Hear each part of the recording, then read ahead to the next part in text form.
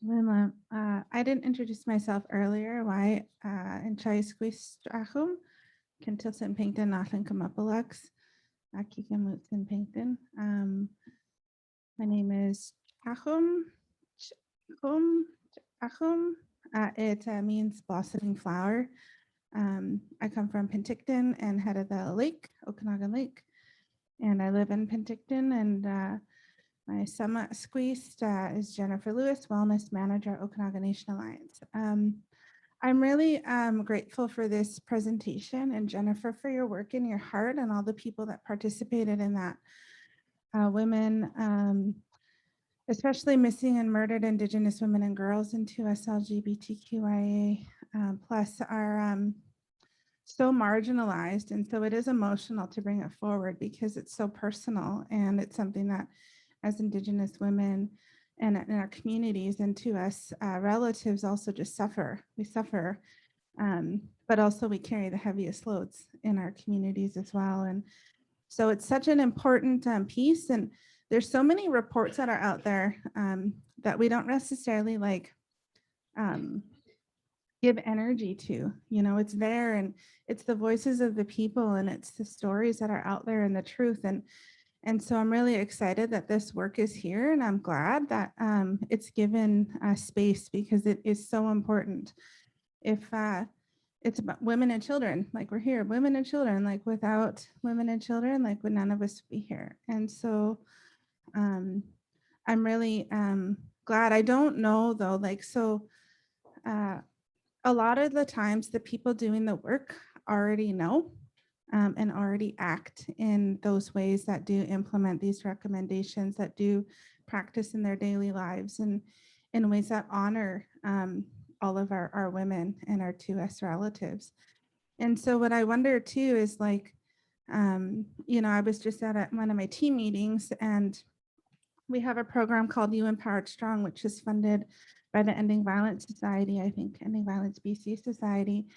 And our staff lead was talking about how a woman was trying to flee an abusive situation, and the ex found where she lived, and the ministry is trying to remove her children in Penticton and Penticton. But her ex found her, and she moved, and she's trying to keep her family safe. And now her children are at risk of being removed. Like this was a week ago, and it's like, what the frick is that? You know, like we're still there. And so we talk about it and talk about it and talk about it and talk about it, but where does it get to the people? And I think that's what this work, I feel like that's what this work is about, is where does it get to all the people to practice differently with our women and our girls. And so violence right now in our communities, my communities, is really on the rise. There's just a lot of trauma and tension happening. We see a huge increase of violence and it feels almost powerless where, you know, we have a network, we call it the SEAL Family Violence Network, where we host anyone working with Indigenous women and girls in the areas of violence in our community.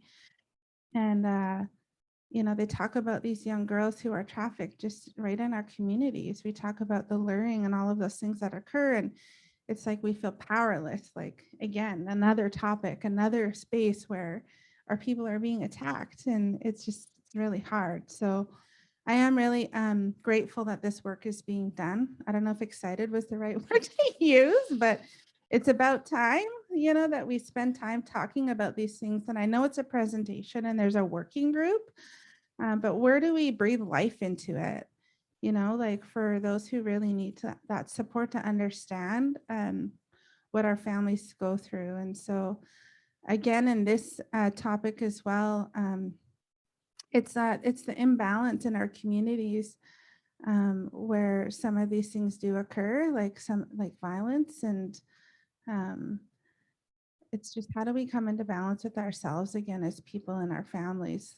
You know, we just had a young girl missing yesterday, and our community stopped, you know, for a few hours to go look for her, and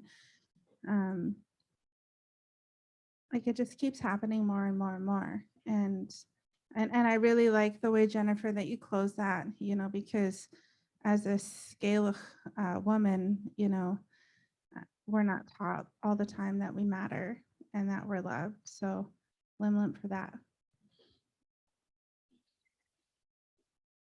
Lori, do you want to speak to breathing life into Trace? Lori's gonna, Lori will just make some comments about breathing life into the work. Thank you.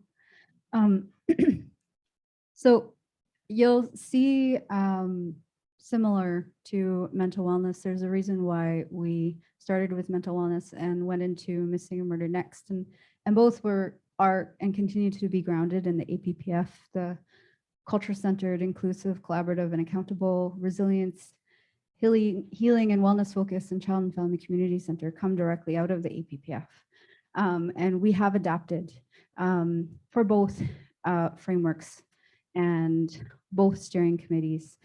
And thank you, Jennifer. We are aware, and in developing and starting this work, it was really important to do this in partnership, that our provincial and our federal partners knew and were aware where we were going to be going in this process, and to be able to uplift what is already happening in community, what are happening in agencies, what individual nations are doing themselves to be able to advocate and support, and whether it is prevention and support or supporting families and individuals in community that are still searching for their family members, for their loved ones. So we were very adaptive in terms of how we focused our questions to really uplift those wise practices and what the key recommendations were and what it was needed to do more. To be able to do this more fulsomely, to be able to do this collectively. And then we also spent quite a bit of time looking at the path forward, the federal report, as well as the BCFN and their work and their engagement with community and families, as well as the province and MCFD. And our next hope is the public safety and solicitor general. So we wanted to first acknowledge that the report, the National Action Plan, was a large document and had a large amount of recommendations, but where ICFS agencies come from in terms of their role and supporting Indigenous, but also their impact in the lives of Indigenous women and girls and communities. So the recommendation document, how long?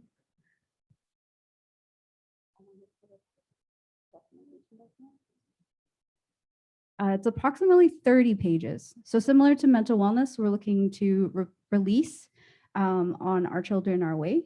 Those of you that have met Davis McKenzie as our communication lead is doing work with an artist to be able to further develop and share the messages within the report. So once we are able to have that I think we're going to have a soft launch for both documents, for mental wellness and missing and murdered, answering the calls to the 15 calls to justice for social workers on our website. So it's dual, it's recommendations as well as uplifting the wise practices and what agencies needs more support in, whether it's practice-wise or supporting individuals who often go to social workers, to ICFS agencies first when they don't know where to go. Ayla, did you have anything you want to add? Okay, thanks, Lori. Any other questions or comments?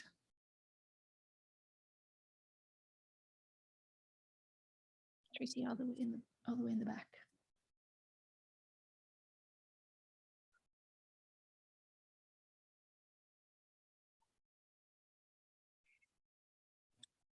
Hello, I don't know if you can see me on the screen or if you can see my hand up. Yes, do you want to go ahead? Okay, yeah, Cook's Jam, thank you for the presentation and the incredible work you're doing. And I really support that we need to, have how we look at it with our families and our communities, because it's so important to be able to reconnect our families, and then from there our strength, and then also work with our women on who they are, and then also the everything, the traditional knowledge and information for our women and girls are so important. And it sounds so good, like what Jennifer's doing in her community in Penticton with the youth, and it starts at that very young age.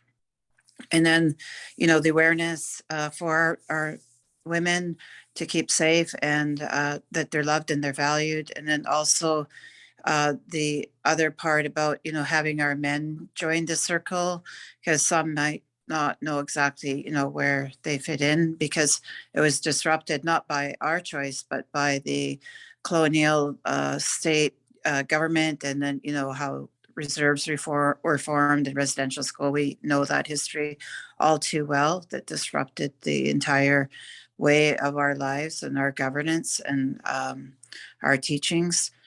Yeah, I think it's so important. And I'm just coming back from a missing murdered women's retreat. And a lot of that was reconnecting with the land, reconnecting with ourselves, and reconnecting with the teachings, and also a lot of the women's ceremonies. And then also looking at different ways to live it than just, trying to fit in a society that was always very difficult to fit into. And then just keeping to who we are as our own ways and our own people. So I just wanted to say thank you for that. And I think we do need to work at this at all levels. And and Indigenous women led, as you pointed out, was really important too. So I just wanted to thank you and everyone for the work there. And I've been listening, but this space is your space. So but I just wanted to add a few comments on that. Thank you. Thank you, Cookby Wilson. I think there was another comment from the back.